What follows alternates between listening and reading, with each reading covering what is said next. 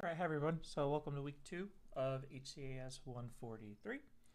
What you see on the screen right now is our tracking calendar for this week.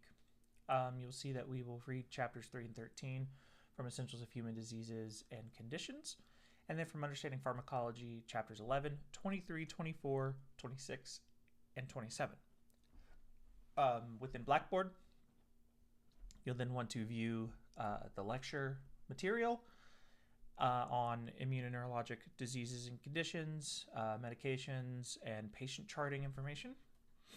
And then for our discussion, you'll see that starting this week with week 2, our discussions follow the same formula each week, where you're going to pick 2 diseases and conditions, and you will talk about things like common symptoms, common ways that they're treated, things like that. You're provided a list of diseases, and you will pick from that list, because those are some of the most common diseases within those body systems, and we're really trying to introduce you just to some of the most common diseases that you'll likely encounter in your future career as a coder.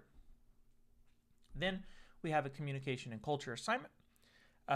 This assignment helps reinforce some of the things that you will likely see in your future career. A lot of people are aiming to be coders who do things like work from home, etc. But the reality is those work from home jobs are few and far between, especially with all of the changes that organizations have been making to the electronic safety of data. It becomes very costly to have people work from home.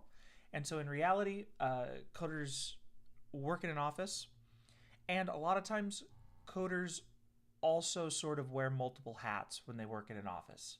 You might do a majority of your day working on claims and things like that, but you may also have some responsibilities with talking to patients who call or are in person about their bills, about their claims. You may also need to do things like, especially if you work in a smaller office, it might be lunchtime for the front desk reception. Well, guess what? A coder can do all of those things as well. They're more than qualified to be able to do things like check people in, check people out, collect copays, check for insurance coverage, all those sorts of things. And so coders often double into that sort of role as well. That's something we're seeing a lot in a lot of places, especially smaller practices who hire part-time coders. The days that they work in the practice, they come in and they also do double duty, essentially, where they work the front desk, because again, it's a smaller practice, so there's not as many claims, so they're able to do that. And this communication and culture assignment is very important to help highlight some of the things that we commonly see about differences in culture and the way that we actually talk to people and how it can be perceived. So it's a pretty straightforward assignment, though, not a ton of writing. And then we will have our summative assessment number 1.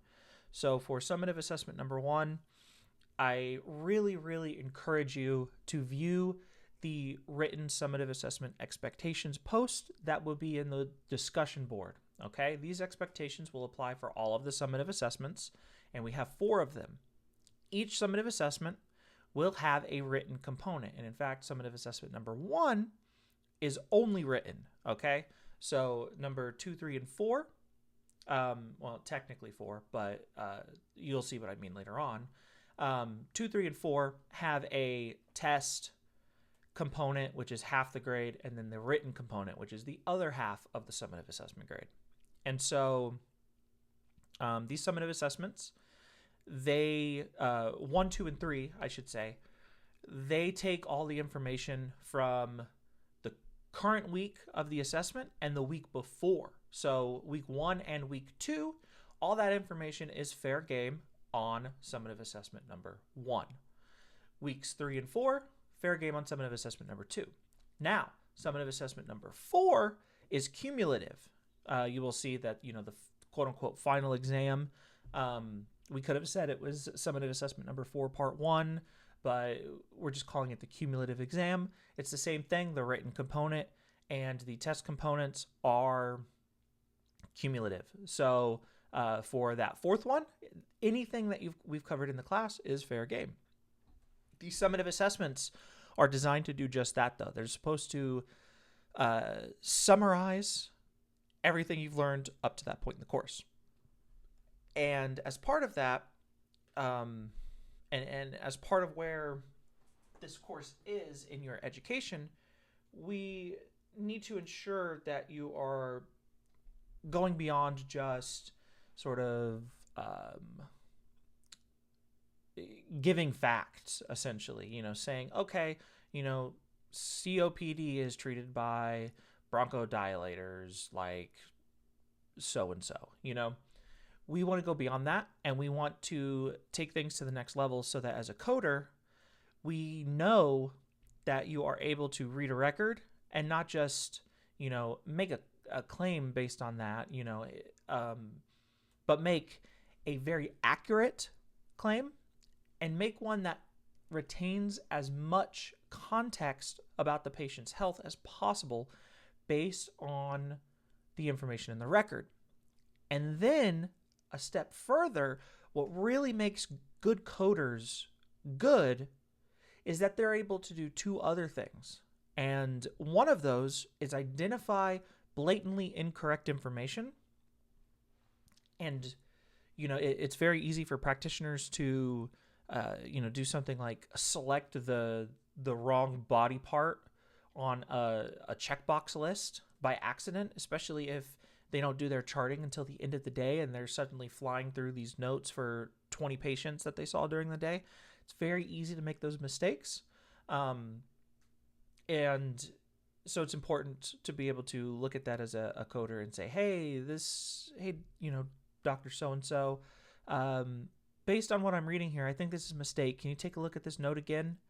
And then the other option is to find information that's missing, because in my experience, that's where a lot of denials and problems with claims arise from, is the documentation is just not to the standard that is expected for the code or the condition that's being stated. Okay, so that's really what these summative assessments are about, is to help take your thought processes to the next level. So as a reminder, when you're in Blackboard, you open it up, you're the class, you're on the content page, you'll be able to find everything for week 2 under the week 2 tab. So when we click that, you'll see everything here. You'll click in for the assignments that are written assignments, and you're able to download the directions. You can type directly into the directions, or you can create your own blank Word document and go from there. And same thing with the week 2 guided notes and lectures. These drop down. We have our guided notes that you're able to go in and fill in. We have the 2 different lecture components. And then we also, as a reminder, have the complete Word document download of the RISE lectures that includes the check your knowledge components. So I always encourage students, again, download those doc files. Even if you're going to use the RISE lectures, download the doc files and save them, because these might be things that you want to refresh on before sitting down and taking your coding exams, right? So that's everything for week 2. If you have any questions, please don't hesitate to send me an email. You can also message me in Blackboard, post in the Ask Instructor forum if it's anything related to, course content, because as a reminder, that is all public, so anything personal should not be posted there. And then you can also message me on Microsoft Teams.